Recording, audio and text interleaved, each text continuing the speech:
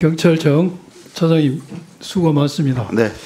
우리는 위헌위법적인 비상계엄을 선포하고 친위 쿠데타를 일으킨 현지 대통령을 구속함으로써 대한민국의 법치주의가 실현됐음을 다시 한번 확인했습니다. 그러나 반면에 극렬 지지층들의 법안을 침입해서 습격하고 폭동을 함으로써 제2의 내란에 준하는 행동으로 인하여 국가적 신인도와 대품격이 많이 떨어졌습니다. 당시 상황을 한번 영상으로 보겠습니다.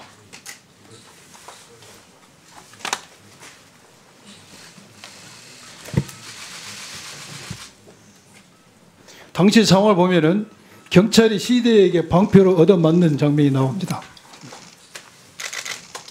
이렇게 해서 경찰관이 51명이 부상을 입었고 7명이 중상을 입었죠. 맞죠? 예, 맞습니다. 그리고 많은 언론과 여론은 이 책임을 시대가 잘못했다 하고 있습니다. 그러나 이와 다른 의견을 표하는 사람도 있습니다. 집권 여당인 국민의힘의 원내대표 권성동 의원께서는 이렇게 이야기했습니다. 영상 한번 보십시다. 경찰에도 경고합니다. 경찰이 시민을 내동댕이 치고 시민의 카메라가 장착된 삼각대를 발로 걷어차는가 하면 시민을 방패로 내리찍고. 예, 방금 들으셨죠? 권성동 원내대표는 이번 시대의 폭격 습동이 경찰의 과잉 진압과 경찰의 책임이 있다는 취지의 말씀이었습니다. 이 말이 맞습니까? 뭐 그거는 사실과 다르다고 생각합니다. 사실과 다릅니까? 예, 동의하지 않습니다. 동의하지 않는다. 예, 됐습니다. 다음 영상 한번 봅시다. 7명의 젊은이들이 또 담장을 넘다가 또 유치장에 있다. 그래서 또 관계자하고 얘기를 했고요. 아마 곧 훈방이 될 것이다.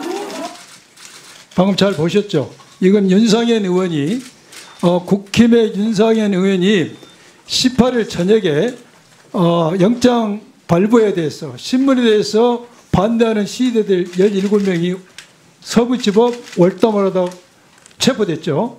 거기에 대해서 거기에 모인 시위대들이 한 이야기입니다. 내가 경찰 관계자에게 이야기해서 훈방 조치하기로 했다. 그리고 여기에 모인 외국 시민들에게 감사드린다는 이야기를 했어요. 제가 질문하겠습니다. 차장님, 경찰서에서 경찰이 윤상현 의원에게 이런 중대한 범죄를 저지르는 자들을 훈방했다고 약속한 사실이 있습니까? 그런 사실이 없는 걸로 알고 있습니다. 예.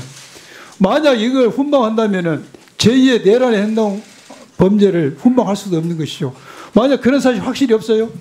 현재까지는 제가 그런 사실이 있다는 걸 보고받지 못했습니다. 만약 이런 사실이 없다면은 윤상현 의원은 시위대들에게 거짓말을 함으로써 시위대들로 하여금 폭동 행위로 나가도록 괜찮다는 안도감을 갖게 하고 이러한 안도감이 결국 19일 새벽에 있는 큰 습격을 하는데 동력이 됐다고 생각합니다. 윤상현은 이러한 거짓말을 한 것에 대해서 법적, 정치적 책임을 져야 한다고 생각됩니다. 다음 영상 한번 보겠습니다. 윤석열 대통령이 힘을 얻으려고 우리는 바로 공덕동으로 이동을 하려고 합니다.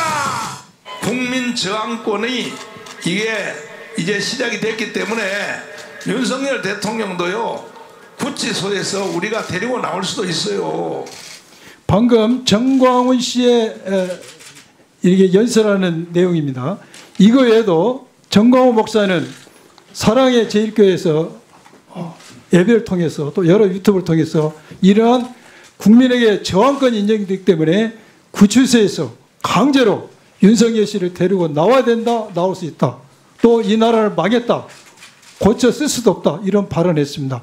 이러한 발언들은 현행법상 정치적 표현의 자유를 넘어서서 현행법상 많은 실정법 위반이 되고 있습니다. 특히 이러한 발언은 내란의 선전선동에 해당이 될 가능성이 아주 높습니다. 또한 오늘인가 일부 시민단체에서 정광훈 씨를 내란 선전선동 혐의로 고발을 한 거 알고 있습니다. 정광훈 씨에 대해서 즉시 체포해가지고 구속해야 된다, 구속 수사를 해야 된다고 생각하는데 차장님 그런 계획 있습니까? 아마 이 문제는 수사 기능에서 잘 살펴볼 거라고 생각을 합니다. 이걸 내부 방관해서는 안 됩니다.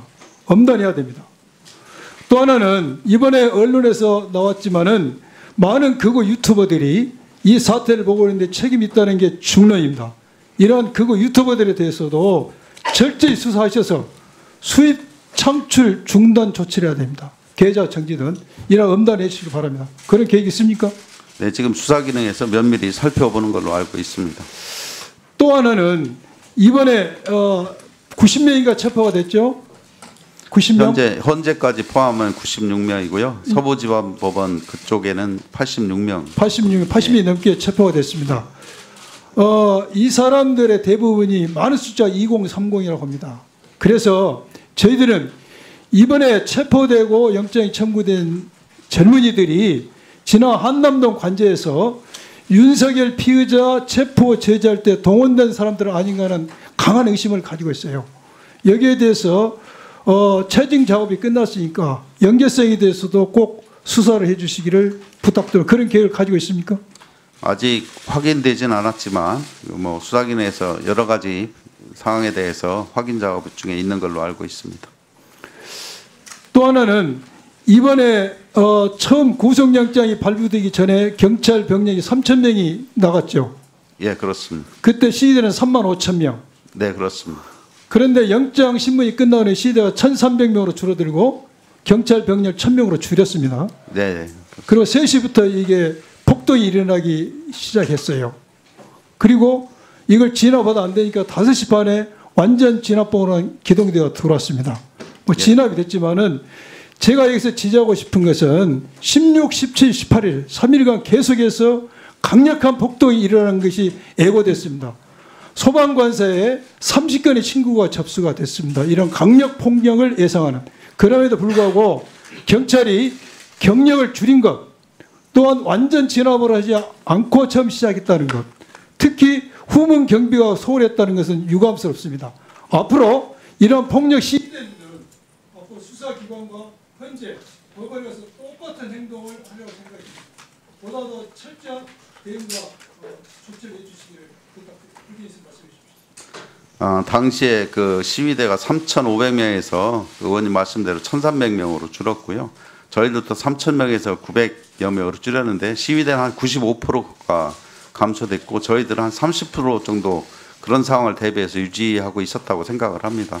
그래서 사방 그 서부지방법 담장 주변으로 충분한 경력과 이런 인력을 배치했는데도 불구하고 그런 난동이라든가 이런 거에 대해서 벽돌 던지고 하다 보니 거기에 대해서 거의 배치된 인력이 좀 역부족이었던 것 같습니다. 그래서 저희들이 앞으로는 이런 일이 없도록 경력이나 이런 걸 잘 운영하도록 하겠습니다.